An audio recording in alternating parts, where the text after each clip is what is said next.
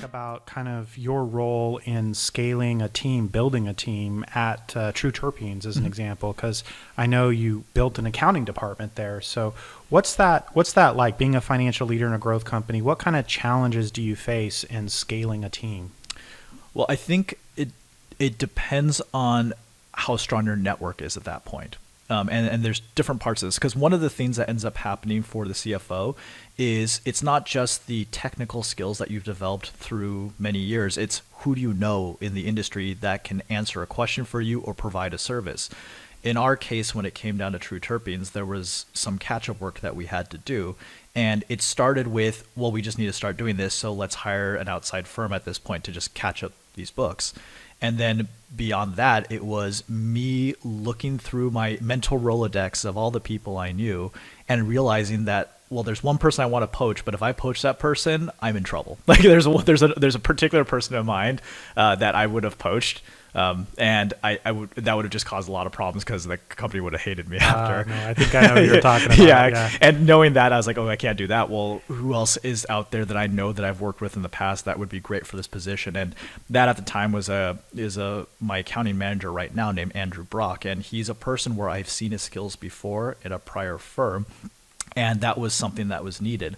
So in building that team, what I leaned upon was the experience I had before with a prior colleague who I kept in contact with.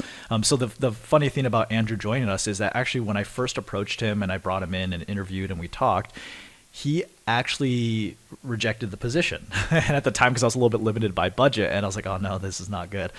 But what happened was, I got to expand budget, and the company he was with actually matched the offer once he mentioned it. But with Andrew, the thing I've learned in the past is there's a technique, and this is a little bit off topic, but there's this technique I've had in the past, which is I try to give without expectation of return. I just do that over and over. And it's actually very Gary Vee. Before I even knew who he was, it was something that I was just doing because I thought it was fun. It'd be even something simple like someone says, hey, I really like your bracelet. I just hand it to them. Be like, it's yours. I don't need this.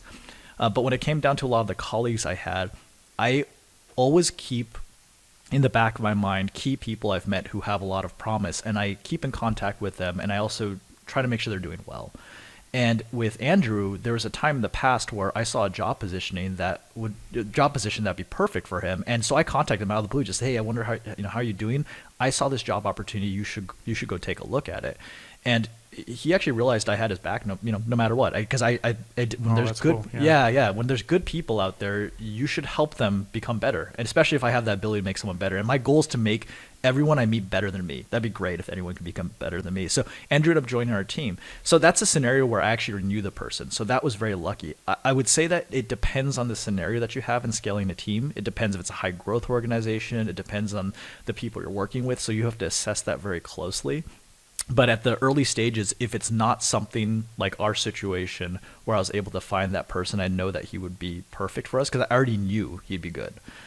Then it's basically in the interview process, finding someone as quickly as possible and firing as quickly as possible too. Mm-hmm. It just has to happen, and it has to be something that you're objective about, and it's not supposed to be, no hard feelings. Obviously, there are always going to be some hard feelings, but being able to get people who don't fit out of that position as fast as possible as well in scaling. And that happened with our team as well. There were times, really? There were times where people weren't necessarily the best fit. And if, in that case, just didn't fit in that organization. Sure. So, yeah. And I think that was another Gary Vee quote, which is, hiring is guessing, firing is knowing. I think that, right. Yeah.